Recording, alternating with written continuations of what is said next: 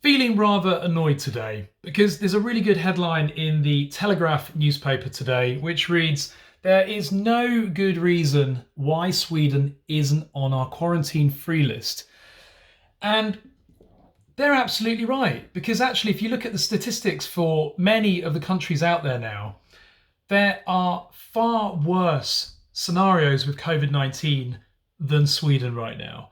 If you take San Marino, that's one of the prime examples here. Too many elements of the press and media and even people are focusing on cases. It's not about cases because every single country is measuring COVID in a completely different way. They're testing in a different way.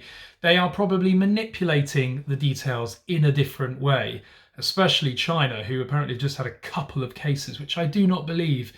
But the point stands that cases is not a metric that you can use to compare one country to another. They're not testing the entire population.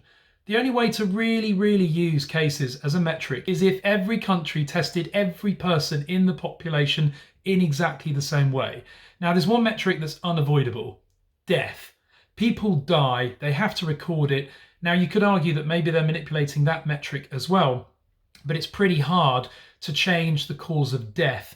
And it's a very strict legal requirement that the investigators have to determine how or why somebody died, and that's by testing them either before or after they've died, which is very sad.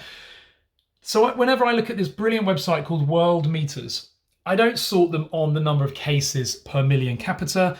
All I care about are the deaths. This is the list at the moment sorted by deaths per 1 million of the population. And at the top is San Marino. Now, when we look at the exemption list for the 14-day quarantine when arriving back into England, guess what country's there? San bloody Marino. San Marino have 1,237 deaths per million capita population. Their population is 33,000, very small, but that's irrelevant. The relevant figure here is the deaths per million capita.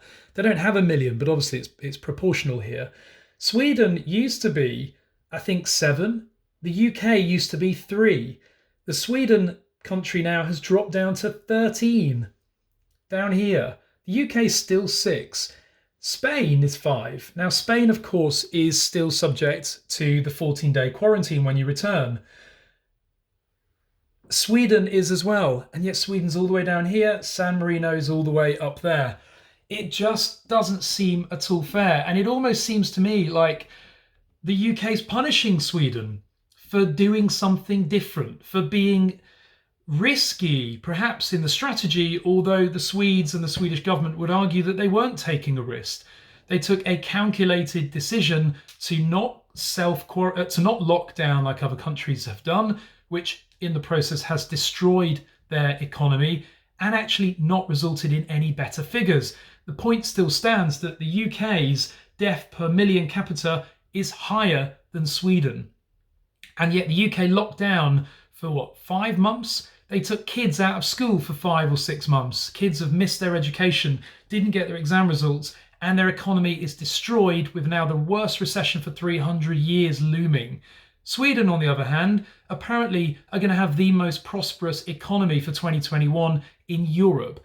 Yes, people have died here, but less people have died here per capita than other European countries who went into full lockdown. I'm just frustrated. We've got family and friends in the UK. I'm desperate to see them and they're desperate to see us. And they can't travel here because they're worried. You know, they think they're going to die because the press and media tells them that if they leave their homes or socialise that they're going to get COVID and die.